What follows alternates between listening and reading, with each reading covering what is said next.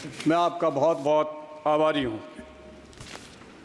माननीय सभापति महोदय, भारत देश आज़ाद हुआ और आज़ाद होने के बाद रेलवे पूरे हिंदुस्तान में किसी तरह का कोई इंफ्रास्ट्रक्चर नहीं था। अंग्रेज़ों ने ही एक रेल का स्थापित की, परंतु उस समय कांग्रेस पार्टी की सरकार बनी, पंडित जवाहरलाल नेहरू प्रधानमंत्री बने और उसके बाद जो रेलवे के अंदर अभूतपूर्व बदलाव हुए हैं, उसी का नतीजा है कि आज रेलवे का जितना बड़ा इंफ्रास्ट्रक्चर दिख रहा है, ये कांग्रेस पार्टी की मेहरबानी है। माननीय सभापति महोदय, मैं इतना कहना चाहूँगा, उन महान नेताओं को भी नमन करना चाहूँगा जिस इस रेलवे को आगे ले जाने में बहुत बड़ा योगदान दिया है।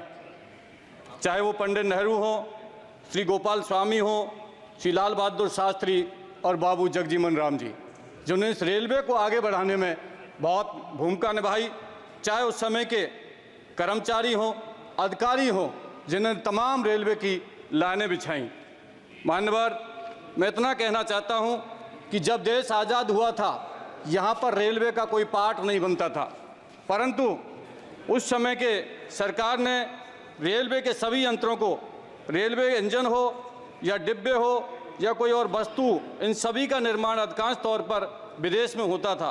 पहले रेलवे के इंजनों के लिए फ्रांस से समझौता किया गया था, परंतु उसके बाद में फ्रांस ने ये टेक्नोलॉजी भारत को ट्रांसफ़र कर दी।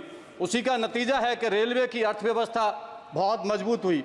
मान्यवर, मैं इतना कहना चाहता हूँ, पहले जब हम स्कूल जाया करते थे तो हमें पता लगता था आम बजट से ज़्यादा रेलवे के बजट को ज़्यादा सुना जाता था। अब धीरे धीरे पिछले 10 सालों के अंदर रेलवे के बजट में जो कटौती की गई है और जिस तरह से उसका स्तर गिरा गया है, ये बहुत ही दुखदायी है। माननीय सभापति महोदय, मैं इतना ही कहना चाहूँगा कि जो आए दिन रेलवे दुर्घटनाएं हो रही हैं, ये बहुत दुखद विषय है। आए दिन कहीं ना कहीं रेल दुर्घटनाएं होती हैं। पिछले 1 साल के अंदर सैकड़ों लोगों की जान चली गई, जिससे जनता के मन में भय और वातावरण बन गया। मैं इस अभी जो सरकार बनी है, इसी नई सरकार के शपथ लेने के बाद 2 महीने में कम से कम 3 बड़ी रेल दुर्घटनाएं हो चुकी हैं, जिनकी जनहानि हुई है। मान्यवर, मैं एक चीज़ और कहना चाहूँगा, जब कोई गलती होती थी, अपना सुझाव दे दें। मैं सुझाव 2 मिनट में सुझाव ही दे दूंगा। मान्यवर, पहले कोई गलती होती थी तो कहीं ना कहीं उस तरह का कोई ना कोई काम, उस तरह जिम्मेदारी ली जाती थी।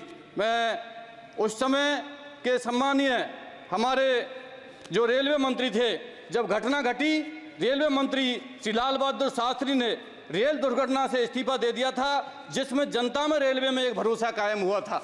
मैं इतना ही कहना चाहता हूँ, क्योंकि समय नहीं है बोलने के लिए, तो बहुत सब कुछ है। और हमारे रेल मंत्री राजस्थान से आते हैं, वास्तविक स्थिति को ये भी जानते होंगे। सीधा मैं अपने जो एक विधानसभा, मेरा लोकसभा क्षेत्र है, जो संसदीय क्षेत्र है, और राजस्थान की भौगोलिक परिस्थिति मानवर बहुत हिंदुस्तान के अंदर सबसे बड़ी है।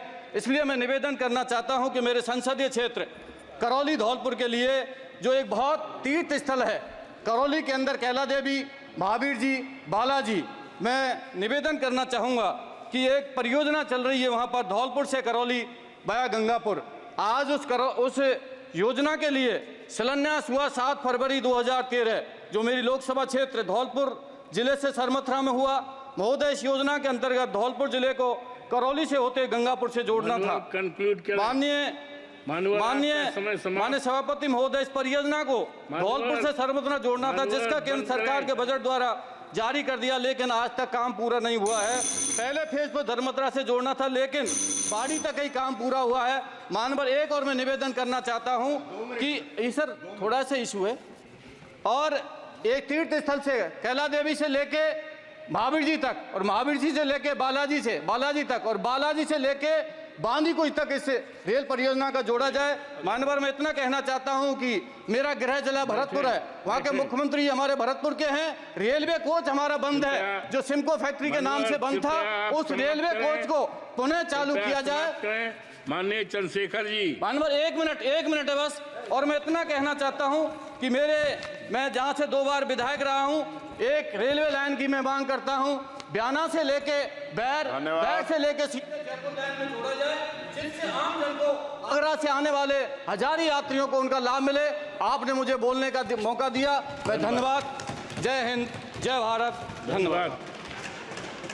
बहुत धन्यवाद सभापति जी।